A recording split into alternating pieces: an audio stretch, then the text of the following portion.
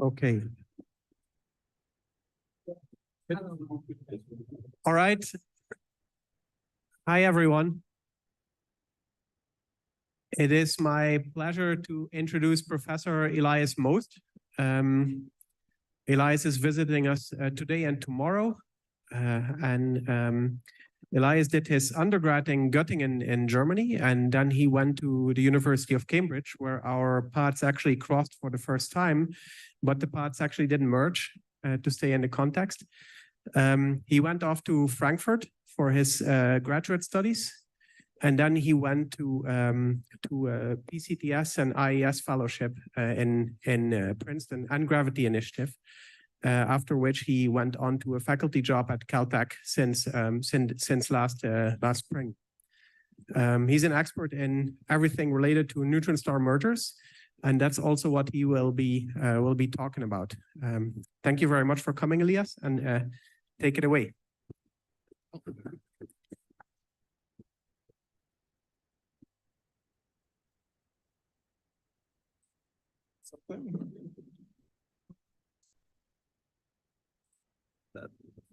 Sorry for that. Okay, so thank you very much, Bart, for having me. I'm really delighted to be here. One thing that Bart forgot to mention is that actually, I think over the past 5 or 6 years, we've always been at the same institution. First in Cambridge, where we actually never met.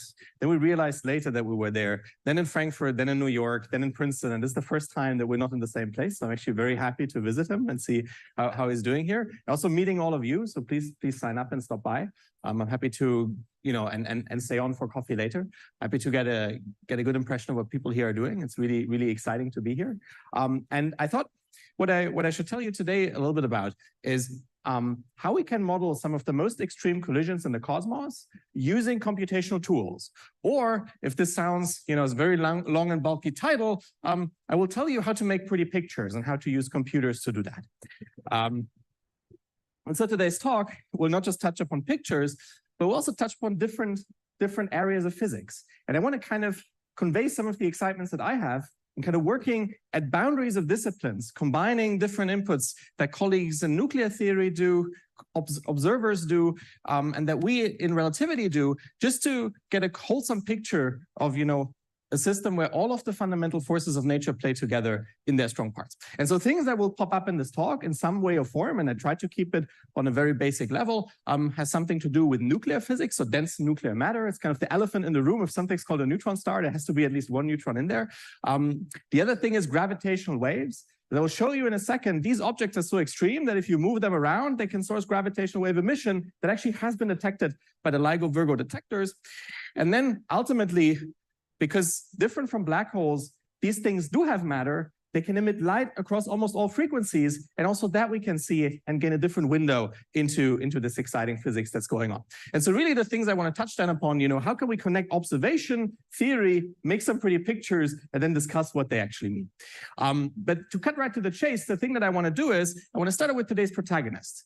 And this is a neutron star. It's the end state of a certain type of mass star, in terms of if you start with a mass that is star that's about 8 to 25 solar masses, you follow it through the end of its life, it forms a neutron star. These have companions because they don't like to be alone. And what I will be focusing on here is kind of the very, very late evolution of a system where you have 2 yellow blobs of space goo, they will collide and something will happen. Okay, but before we can get there, I feel like I should tell you actually what the neutron star is in the first place and why it's so exciting and why we should think about it. And for that, let me actually start out and show you where I'm just coming from. We have slightly better weather usually. Actually, this week was horrible, so I kind of got well prepared for coming into colder territory. And so the thing that we can do is if we ask, what does a neutron star look like? What does it do? We can put it into perspective. We can really ask, is it something I can put in my lab? Where would I place this? And so this is kind of the image that I just showed you down here. This is where Caltech is. This is Pasadena. They're the San Gabriel Mountains. This is where Hollywood is. And there's the Hollywood sign, if people are curious where this is. And if you put the neutron star in perspective, it would roughly be of that size. Okay, so it's a rather big object, about 20 miles in diameter, so 30 kilometers. And it's not something you can just put in your parking lot. But what's actually so special about it? Is it just its size? Well, actually, no. Because if you wonder how massive this object is, could you just put it on a truck and carry it around? It would be hard because it weighs as much as our sun. This is about 300,000 times the mass of the Earth, confined into a really, really tiny amount of space, which should really give you some idea that we're talking about some very, very extreme object.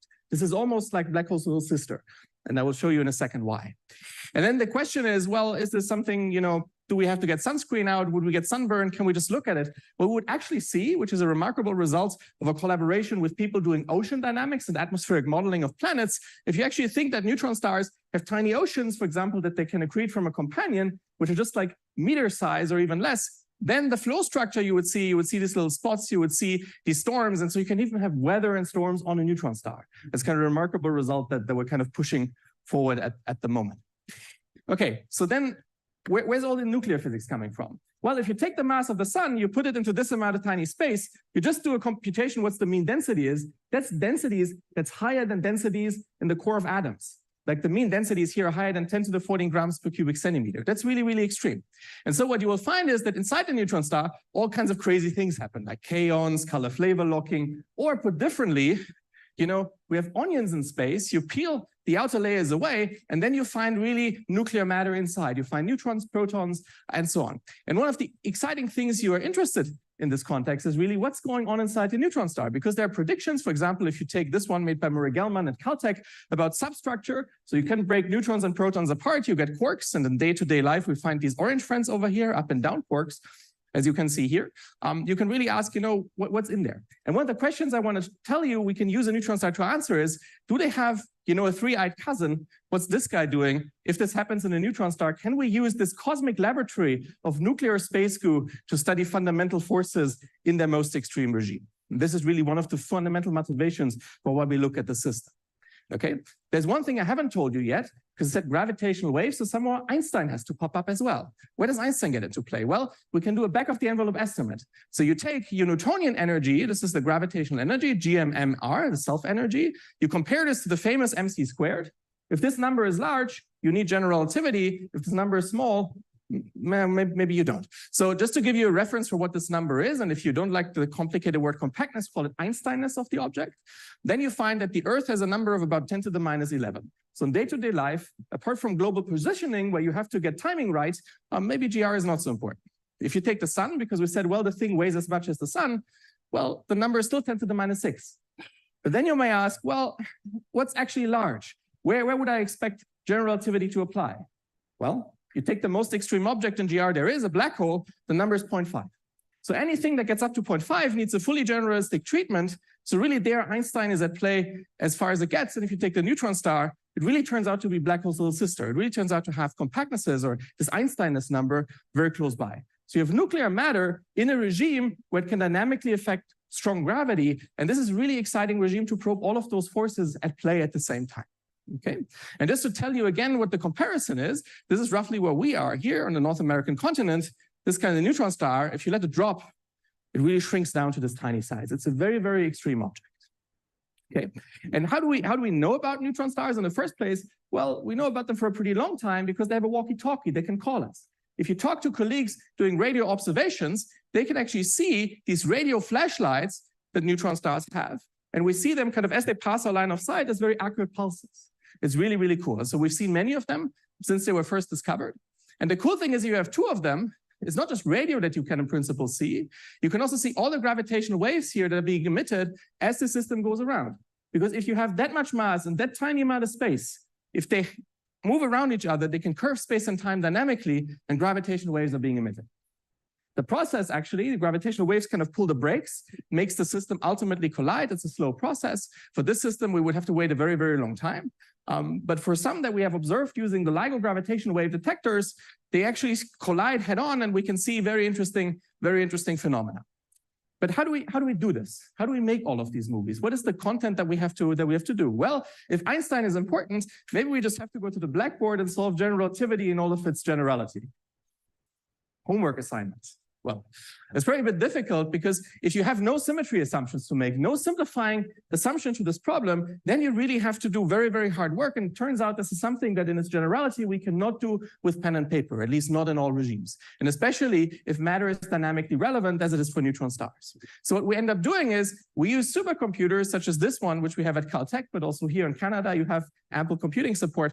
And you can put all of these equations, Einstein equations, equations for neutron star matter, Maxwell's equations, all of that together, you can solve it and you can make qualitative and quantitative predictions for what to expect. And the rest of the talk, I actually want to show you what the art is in doing this.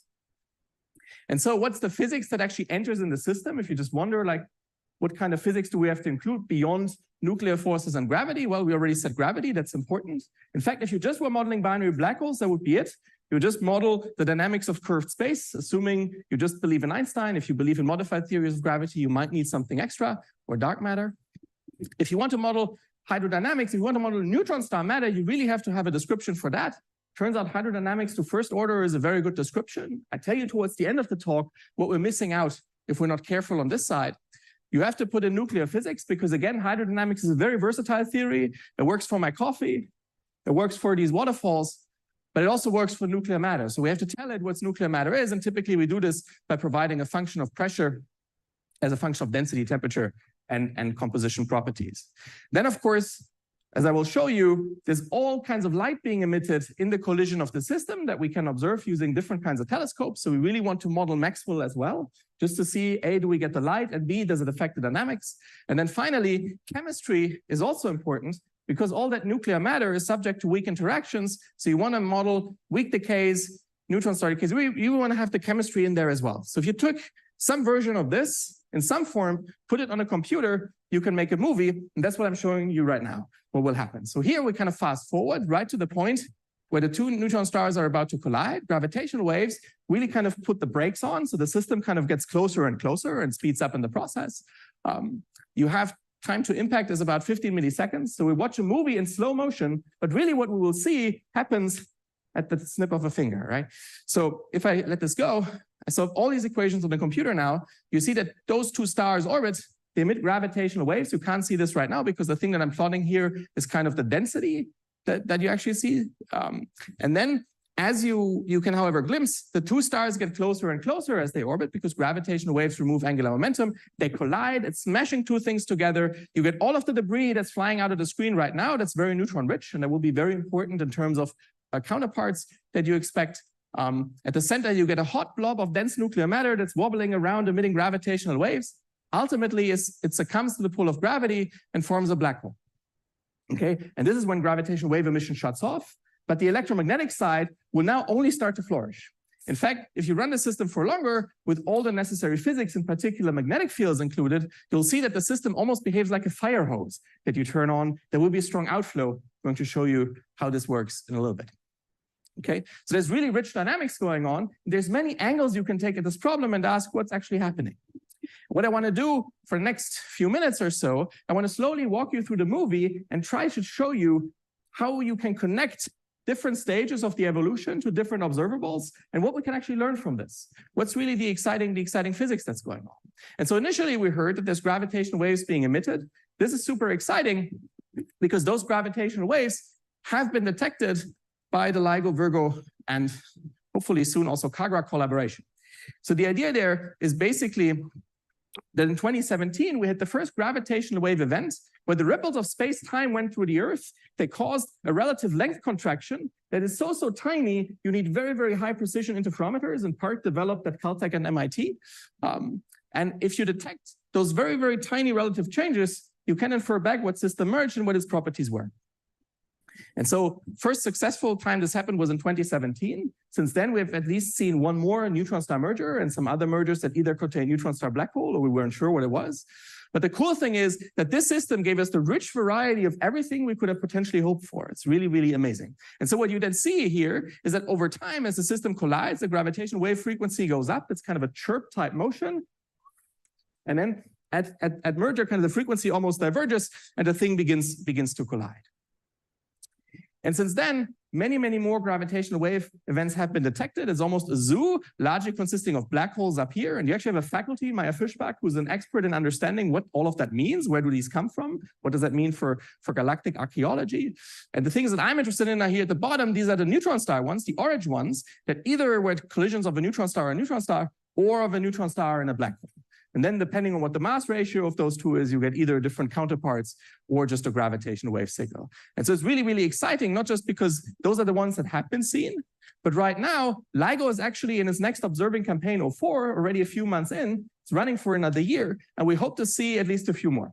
And because I don't want to jinx it, I'm actually not showing you real predictions. If you want, you can read them up here. We had a workshop a few months ago where we made bets. This was largely theorists kind of making their wish list. You can read into this whatever you like, but very hopefully we'll see one or two. And then why is it so interesting to see this gravitational wave signal? What does it actually tell us? Does it just tell us something about the masses of the system? Is it really just space-time curvature, or is there more to it?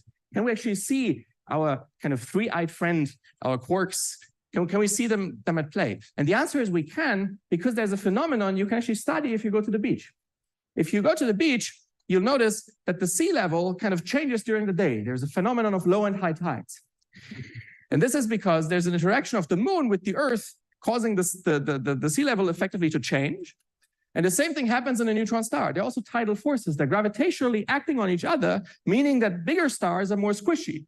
As I said, big yellow blobs of space goo, very big, very squishy, they're more deformable, smaller, they're less deformable. And that means that the internal structure of the star gets imprinted on gravitational waves. This has been seen, and you can try and translate the spec in order to tell you what your nuclear physics is doing. For example, you can put constraints on how big can neutron stars be, how massive they can be, and so on. And in fact, you have another faculty here, Reed Essek, who's the absolute expert in doing this professionally, and in combining this with all the various information channels that are available. So it's a really cool thing. And with more mergers coming up, hopefully this cycle will be able to put more constraints on the nuclear physics, on the stuff that's inside the neutron stars. So we're really trying to do basically almost particle physics with cosmic collisions.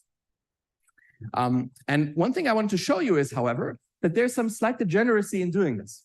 So this is a recent work together with current postdoc at Princeton University and IES, Karen Rathel, soon to be faculty at Swarthmore. And one thing that we realized is actually gravitational waves don't just see sizes of neutron stars. They see something that has to do with how squishy they are, but not with how big they are, because ultimately that's what matters, how squishy is the system. And so you fast forward 2 decades, if we have better detectors, we would in principle be able to nail down exactly what your nuclear physics is. So in principle, what you should think about, in a few 10, 20 years, you open up a textbook, it would say, yeah, nuclear physics is this curve done. Okay, but actually turns out with gravitational waves alone, you may not be able to do this, because even though those curves all look distinct, you would look at them and would say, well, clearly they're different here. They differ by an order of magnitude. This is the pressure as a function of density.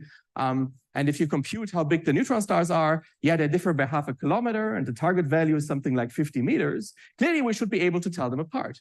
But it turns out that gravitational wave detectors are partially blind to size just because they care about squishiness. They don't care about exactly how big things are. And in fact, we were able to show that the detectors are not able to tell those two things apart. It's very, very challenging because they don't see size, they see squishiness. And we dubbed this thing, this is the curiosity why I'm showing this, we dubbed this thing tidal deformability doppelgangers, because that's a very well-known concept you see in some sitcoms where people are looking for their lookalikes. They almost look the same, but if you take a closer look, they're not quite. And that's exactly the same you can have with your nuclear physics. And it tells you have to be careful as we move along in interpreting these signals. Then the other thing I want to show you is if we actually get to that era where we have better detectors, we can see these high frequency oscillations formed after the collision of 2 neutron stars. You have this hot blob of dense nuclear matter. And really what this is like a cosmic collision experiment. It's like if you go to CERN, you look at a proton-proton collision, it's almost the same thing. You form matter beyond saturation density. You have temperatures in excess of several tens of MeVs. There's really collider conditions. And so if we had these detectors, could we actually do cosmic collisions? Do we still need to do particle colliders? Can we just look in space? Maybe more of them happen. Maybe they have different properties. And the answer is actually yes and no. So one cool thing is we don't have to wait until then, because in 2019, at the largest heavy ion collider in the world that's based in Germany, close to where I did my PhD, people have detected neutron star merger conditions in a gold-gold collision experiment. So they didn't just collide gold bars, they collided strip gold ions, but the collision conditions that they found are very akin of merging neutron stars. So we don't even have to wait for things to happen in space. We can reproduce them down on the Earth in the lab and really study what does nuclear matter at those densities do. It's really, really cool. It's kind of a synthesis between cosmos and terrestrial work. And the cool thing is you can also simulate them. This was kind of my attempt at understanding what gravity in this context means. Actually, one of the things is the cosmic collisions are much more complicated because gravity is important, whereas in the particle collision experiment, it is not. And then you can ask, okay, if we can do these simulations, we can paint our own version of reality. Can we actually find interesting features such as our three-eyed friend cousin, which doesn't exist in normal matter, can we find this in a nuclear collision? So what we'll do for the next movie is I'll put my nuclear physics hat on. I completely forget about astrophysics for a second. So I'll show you the same movie as before, but I will cut away all of the low dense material. I only care about, what would happen in a particle collider, in a low energy heavy ion collider. And then at the point of collision, we'll just cut the thing open and we ask what happens at those densities? What is it that we actually see? And we want to pay close attention to kind of this pink friend popping up, because that's something that can only be produced under this condition. You can see there it is. We basically were able to show that under the conditions formed in neutron-star mergers, you can get the same kind of deconfinement phase transition that governs the strong interaction. So you can really probe all fundamental forces at play in the system. And then you can ask, does this get imprinted in the gravitational wave signal? Can we potentially see this? And can we really do precision science in the future with it? And that's a really, really exciting prospect that currently we're trying to follow up on. Yeah. Can you see it? That's what we're trying to figure out. The challenge is we were able to do this for one nuclear model. And the problem is basically that ideally you want to disentangle those effects. So you can see it if the strange guy makes a very, very big effect. If it has a smaller effect, then it may be degenerate with other things. And right now what we're doing is we're developing a new compute infrastructure, which I can show you here, that basically tries to couple nuclear theory to simulations so that we can make more accurate predictions. Because the challenge is whenever you use a computer, there's kind of a time overhead that you have to do. And for now, generating just one of the inputs for the simulation took half a year. With the new infrastructure that's being developed, led by this project at the University of Illinois, I'm involved, actually Reed is also involved in it. We're going to speed up this process to 1 day. So we can really kind of farm out the entire parameter space and see this is the exact details that we have. This is the exact impact of a specific nuclear parameter that we change. It will be very, very amazing. Like we can finally at the point where we can do this. Now, the other thing, and I kind of took the punchline away by showing this already, but I want to show it anyway. The other thing that I want to show, this is more like an artistic point. Typically, what nuclear physics physicists think in is that you have different parts of matter. Think of this as like, quark matter phase is like an ice phase, and hadronic phase is like a water phase, right? And you can say, when does ice freeze? Or equivalently, when does water boil? What kind of transition is this? And we looked at this figure to understand what the neutron-star merger tells us. Very, very complicated everything. The only thing we were thinking about was, well, it's like a swan. It's like a very elegant kind of being in the realm of nuclear physics, and we can use it to really understand novel aspects. And the challenge is, without this new collider facility, there's no place on Earth currently that can produce these conditions. So really, the neutron-star merger is quite unique in this. Okay. But then the other thing is, if you go beyond nuclear physics, there's actually much more going on. Because gravitational waves is just one aspect of the system, because you have all of this matter around that's being ejected over the various stages of the life of the system. You get windows that that you can look at in various wavelengths with, optical, infrared, X-ray, gamma ray. It's amazing. It's literally the whole entire band that's being triggered. And one thing where numerical simulations can help you here is to make a prediction what actually to look for. Is it clear that we always form this hot and dense blob, or is it clear that we always end up in a black hole? Turns out, if you as a community have more than $1 million, you can answer this question exactly. And there were many papers on this over the past 2 years. And we can now make a very precise statement. We can give you one equation that tells you, given this merging system that we see in gravitational waves, that either directly form the black hole or not. It's I think, one of the great successes of numerical relativity with neutron-star mergers that we were able to do. And that helped, for example, to interpret the second neutron-star merger event, 1904-25, where no counterparts were seen, but based on these calculations, we know, well, we shouldn't be looking. This is really something that just went into a black hole straight away. And one of the things that we're trying to do right now, and one of the things where I feel we at Caltech are very blessed, is we can find talent in all the kinds of different places and really make progress on a system that otherwise you think is very, very hard to do. And over the summer, I had a very bright student, Tuojin Yin, from the local community college, who now moved on to USC to continue her studies. And we made very, very nice progress in terms of modeling the magnetic field dynamics that tells you, well, if you don't form the black hole right away, maybe you form it later on. And if you do, you'll see in a second, things may drastically change. And so why is this important? Why do you care about whether you form a black hole or not? This has to do because neutron-star mergers, other than gravitational waves, are great sources for cosmic fireworks. There's really all of this emission and light going on. And if you are able to translate that back to properties of the system, you can probe all the fundamental physics at play. And one of those things is actually investigated here by Maria Draut, is kilonova afterglow. This is all of the mass that was ejected by the system. It's very neutron rich. It has to go back to the stable line. It decays under our process nucleosynthesis, and the heat you see in infrared and in part in optical. And just to give you some idea of what this looks like, let me actually show you this movie. This is again showing a simulation, but this time I really care about the astrophysics. I care about all of the low density material, and I kind of color code everything that escapes and ultimately can be seen from everything in red that falls back and we'll never see it. So you can see that a substantial fraction gets ejected at merger, and if you do more sophisticated simulations also later on, and then you can see that will produce light that you can observe. It's a very, very amazing process. And people have done this for the first time for this 2017 event. And so we really know, that about 0.03 times solar mass gets ejected. And this tells us something about the system properties. For example, it must have lived for a sufficient amount of time. It didn't directly form from a black hole.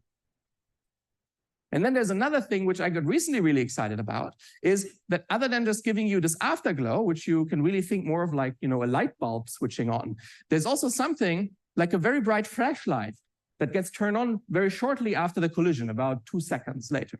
And that's emitted in gamma ray bursts. You can see this with satellites. And the really cool thing is that that's sort of consistent. We think about the black hole as like a fire hose.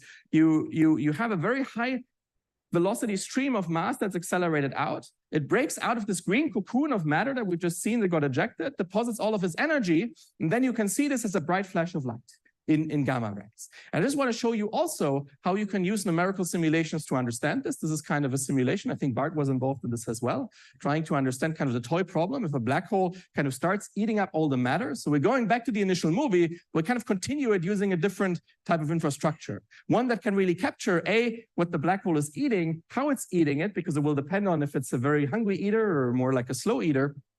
And then you see that all of this material here gets accelerated out, and wherever you're yellow, you're moving very close to the speed of light. This is ultimately the stuff as it breaks out that will give you the bright beam of light, and it's all mediated, as you can see here in red color, by magnetic fields. So magnetic fields are a very, very essential part in determining the outcome of neutron-star mergers and what kind of light, what kind of emission to expect from it.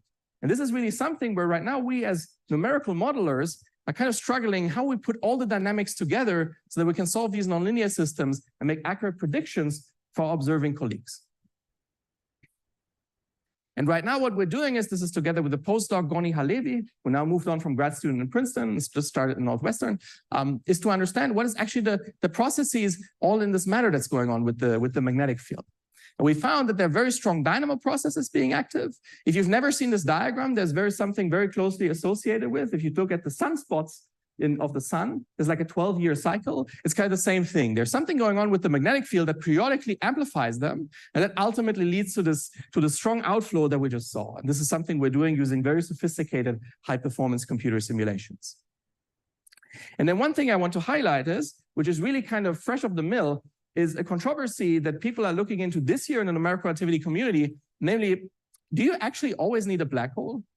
Is it always necessary that you form this to form a gamma ray burst? Or could you alternatively also have this massive star, put this thing that's interesting for nuclear physics, also gives us additional light, which may correlate back to the properties of the system? And the reason this came up this year is because there was a claimed detection in archival gamma ray burst data. This is from NASA scientists listed here, who basically said, well, they looked at some old data from the 90s, which is shown here. This is the gamma ray light curve. This is the neutron star merger.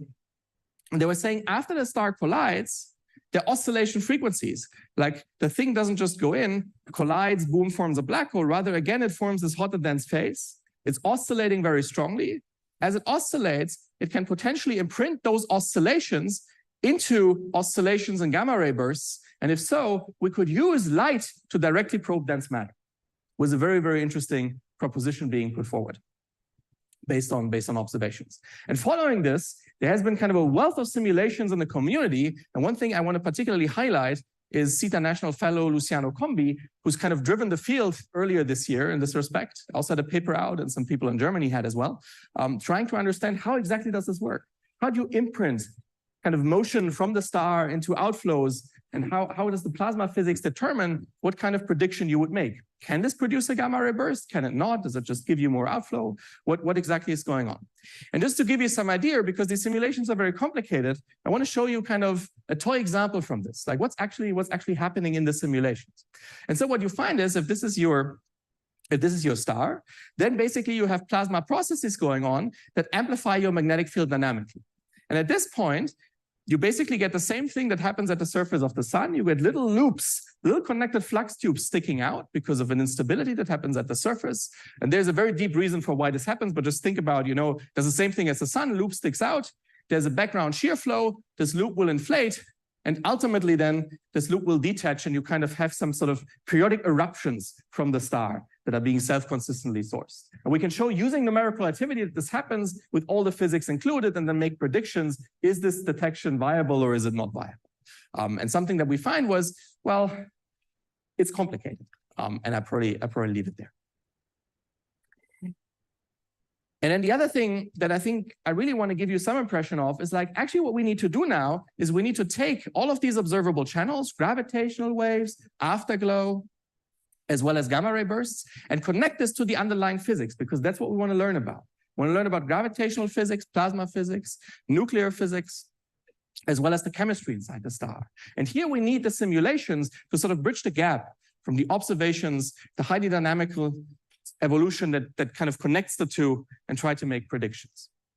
And all of this may have sounded very abstract. How do people actually do this? How do you make this? How do you make this connection? And one of the things that we at Caltech actually very pride us in is that we have everything in-house to kind of make this connection possible. We have people doing simulations of binary black hole mergers very accurately. So we have all the expertise in-house in numerical relativity. We have plasma physics in-house. We have computing in-house, as well as almost all the observations. We have LIGO, we have optical, we have X-ray, and we have radio.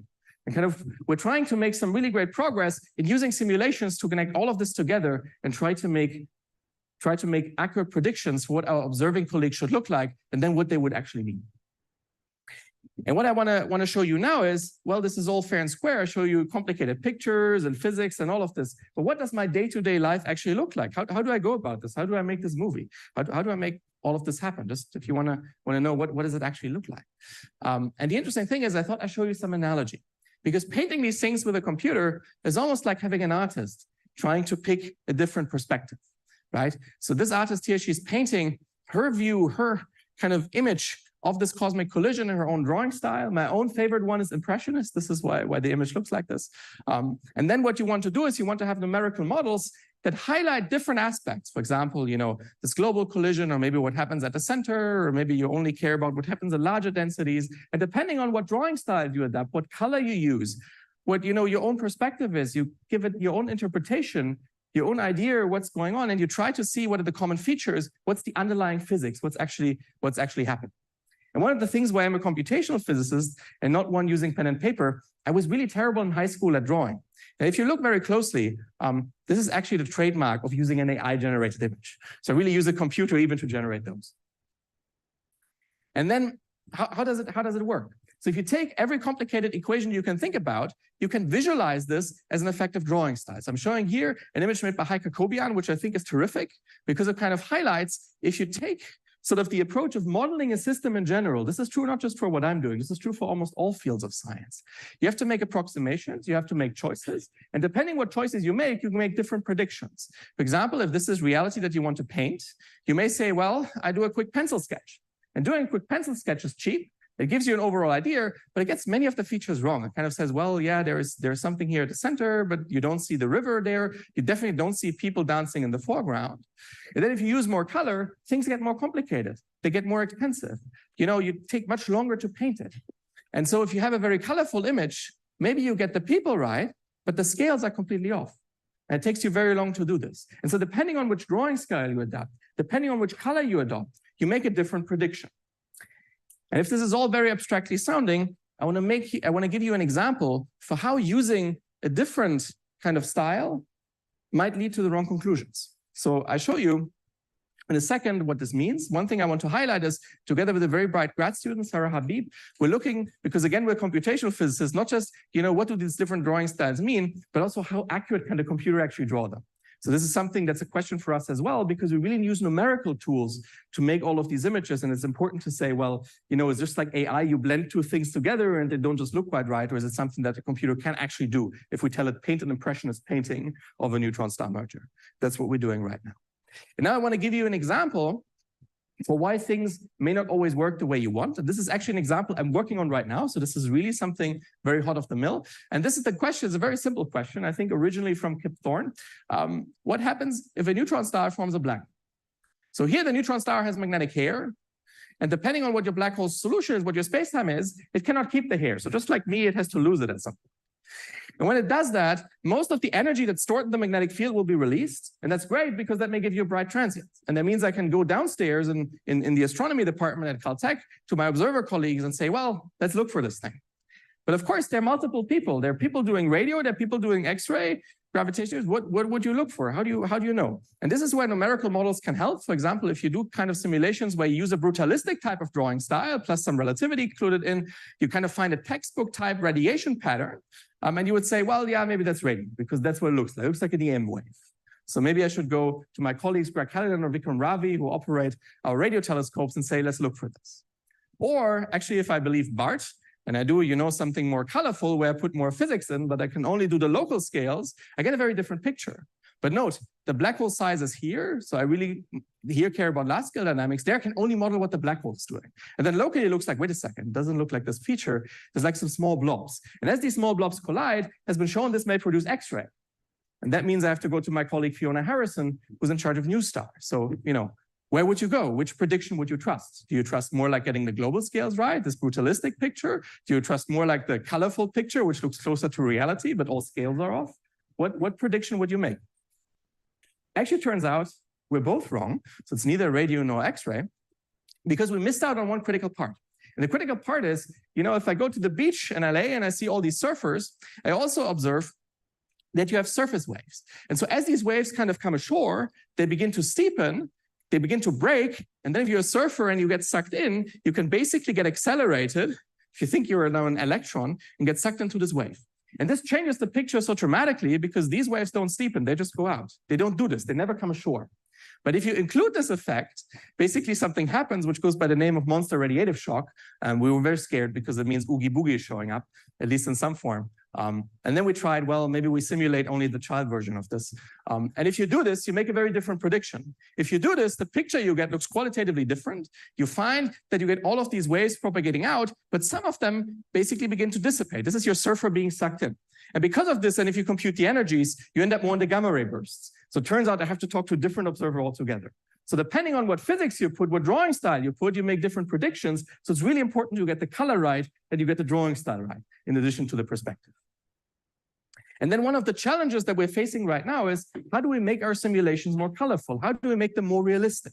And there the challenge is really putting more color in. In other words, I show you all these nice movies, but in reality, this is like 50s TV.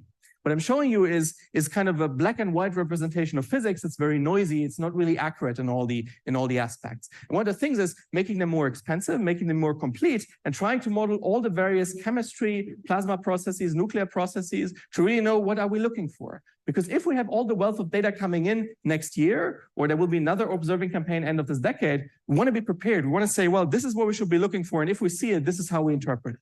And this is kind of the challenge that we face. And if you wonder how do you go about this, do you just go into a textbook or what you do? You take inspirations from different fields. And this is true for almost everything that you can do. For example, I like to talk to my colleagues in nuclear physics because they worked a lot on relativistic hydrodynamics aspects, trying to see how to make those connections. I talked a lot with people also now at the Jet Propulsion Laboratory. They have like missions of magnetospheres of Jupiter, trying to map out what that looks like, especially if you have like the planets included and what this tells you about Compton effects there. And all of the techniques that have been developed there can be ported over into different fields. And again, this works for all kinds of communities, and you can make your simulations more colorful, make your predictions more accurate, and really drive progress in this way. And in the remaining few minutes, I want to give you some example of how this looks like. And this will probably be the most complicated slide I'll be showing you, so I'll walk you through. If you think in terms of, physicists like harmonic oscillators, then this is kind of our ground state here. This is our hydrodynamics. This was this pencil sketching I was showing, like the really cheap one, the really quick one, the one that wasn't good at all. And ideally, we want to go to the colorful one, which is called kinetic theory. Or if you want a more physics-based analogy, you put a lot of particles in the box. If there are many, many particles, we kind of know how to do collective dynamics. If there are very few particles, it gets really complicated because then, it scales with the number of particles and you have to be careful. But one thing that we learned from nuclear physics, actually how they model these gold-gold collisions is, well, they can't do this either. And it's not even appropriate physically to do this. But if you think in terms of everything looks like a harmonic oscillator, you can always find a parameter and then expand up to second order. And that's exactly the thing we're trying to do right now. We're trying to increase the physical content by just perturbatively putting more color in. And this is what we can do right now. And this is what we hope to do basically in the next few years. And then what this means is, to give you some concrete examples, we want to augment numerical relativity, so solving black hole dynamics with matter, about viscous effects, because it turns out relativistic honey, so Einstein's breakfast, is really, really complicated. It's something we can't even easily model just because of causality issues. And we figured out together with a former Princeton grad student, now postdoc at Cornell, on how to do this. And just to give you some idea, the theories that we're simulating were only invented about 6 years ago. And that's the same for everything else I will show you. It's really, really recent progress made in a completely different community. And what that means is people who sit in a different building you would never talk to, but if you do, there's a lot to be learned and a lot of progress to be made. And so we're actually able to simulate Einstein's honey together with hydrodynamics, so then you can make other colorful pictures that represent different aspects of the physics you want to learn about. Similarly goes for chemistry. You can also have nuclear decays that we want to model. Actually, one of the things I want to highlight here is that before the two neutron stars collide, sort of chemistry is an equilibrium, like the system balances out. It's really like a chemical reaction that's kind of constant. Everything is good. You merge, everything goes out of the window. Everything really kind of becomes dynamical, and these reactions no longer balance. If they no longer balance, there's dynamical feedback, and this was claimed to give you a bulk viscosity. In other words, if you think like a spring, the spring gets dampening, the gravitational waves change, and all the frequency content may be wrong. You may be inferring the wrong conclusion about nuclear physics if you don't be careful with the chemistry. And I know that Dick is very interested in this kind of stuff in terms of the neutrino physics. And then the thing that we were able to show is, if you put it correctly in, you do get a bulk viscosity. We were able to do so-called the first simulation of its kind, putting the correct chemistry inside the neutron star, showing that you get dynamical damping from the appearance of neutrinos at high densities. And that's kind of, if you think in terms of this toy model ordering, that's kind of taking a little baby step away from what we typically used to do a few years or even a few months ago. The other thing we're trying right now is we're trying to extend this formalism. Again, we're very bright grad students at Caltech together with Yuan Feng. We're almost done extending the system to relativistic superfluids, because one thing that neutron stars have is they don't just have these strange quarks, they also have phases where fluids behave in very strange ways, more like helium-3 or helium-4. At very low densities, and then we're trying to model this as well. So it's really a very versatile framework that we're trying to use. The same goes for magnetic fields, because really, as I showed you, magnetic fields don't only drive outflows, they can also critically impact the dynamics. And then at merger, you produce very small scale turbulence, you produce all of these magnetic fields. And as you know, this very nice quote from space.com went, magnetic fields are the unsung workhorses of astrophysics. We really want to get them right, because otherwise all of our color, all of our predictions are immediately wrong. Which means if I go to the wrong observer, make the wrong prediction, that would be really, really bad, because we might be missing out on exciting science. And one thing that we have been developing recently is to put more of this small-scale magnetic field physics inside your neutron star remnant. This is kind of this big yellow blob that's going around. We can really kind of put in all the missing microphysics. Again, this is an order 1 effect that we can put. We've, over the past few years, developed all the theoretical tools, again, coming from nuclear physics, on how to do this. It's kind of a really exciting time. And so what I want to highlight in this case, just to also show you what you can do with this, is that all of your magnetic fields in the neutron star merger are very likely actually sourced during the collision. So it's like you smash these two stars together. It's not just that stuff flies out. It's also stuff mixes here at this interface. If you have one of these old bikes like I had earlier when I was younger, it's really the same kind of process. You have some relative motion here that kind of spins up this dynamo, and electricity comes out, or in this case, magnetic field comes out. And so it means that your old stars, which have very low magnetic field, low walkie-talkie power, you can't hear them, suddenly go to some of the brightest stars in terms of magnetic field you can think of. And that really is something you have to take into account. And we can do very accurate simulations of this process, trying to resolve what all of your magnetic field is doing. You get all of these nice kind of curly structures, all of these swirls going around, but still we're getting it wrong. We're not getting the physics right.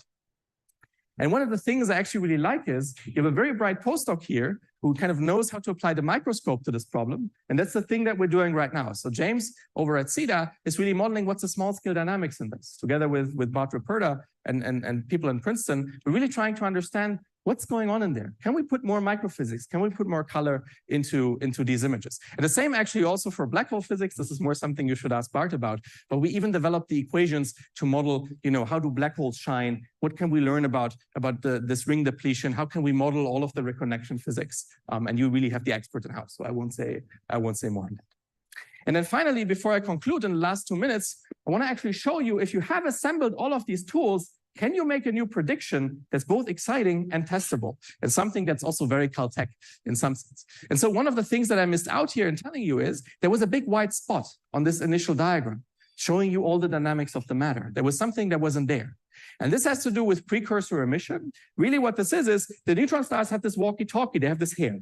If before they collide, there's some non-trivial interaction going on, the hair all getting tangled up, there should be another signal. We haven't seen this, but we very much hope to. The problem is just, what are we looking for? It's the same question as before. What prediction should we make?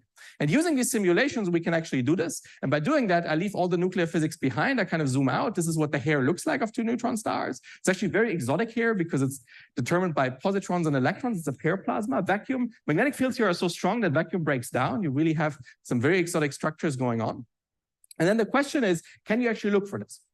And this is a really cool image made with the Owens Valley Long Wavelength Array. This is a telescope operated by Caltech out in the California desert, close to Nevada. It's about 100 dishes. They survey half of the sky all the time. You can kind of see here, this is what the sky looks like in radio, all of these little radio sources in black. And the hope is if you make a gravitational wave detection, if it gives you sort of this kind of banana-shaped region, can you actually say, well, here's my neutron star merger, just by seeing something went off in radio. And the cool thing is they will actually motivate. This instrument is not really suited because it looks in the wrong area. It looks in the megahertz band. But a new plant detector, the new plant instrument that will be built in the Nevada desert, also operated by Caltech, will consist of 2,000 dishes, making very highly accurate images. And about 10% of the time will be dedicated to this type of science. So really what we're trying to do right now, get the predictions out and say, what should we be looking for?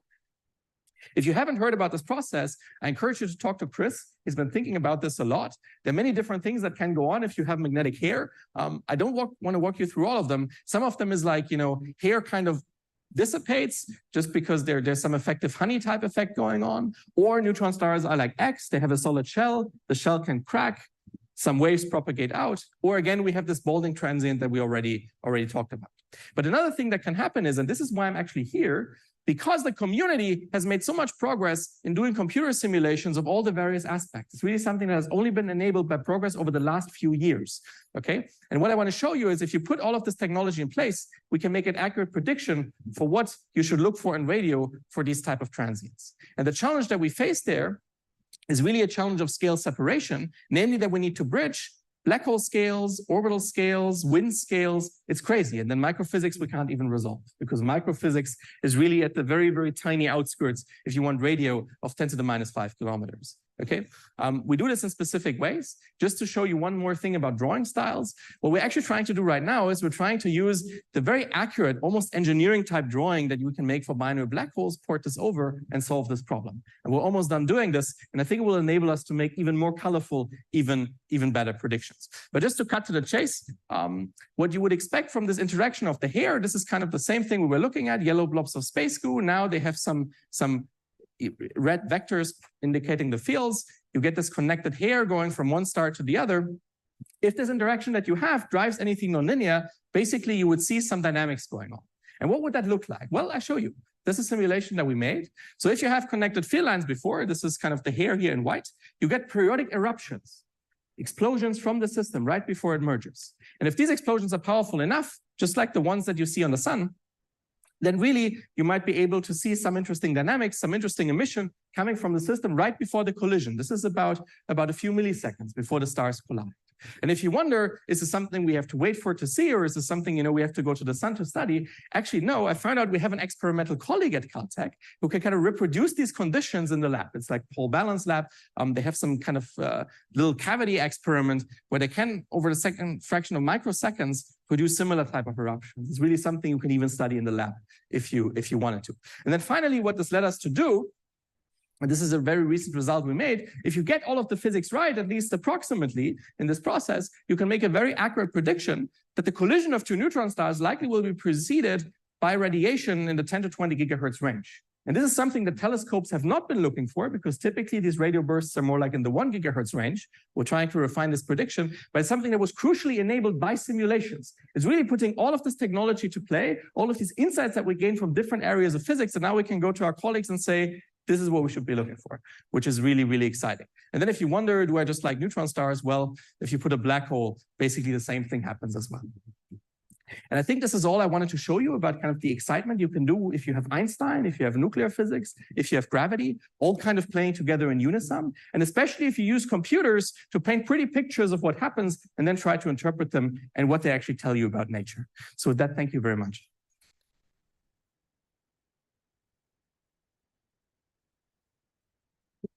Yeah.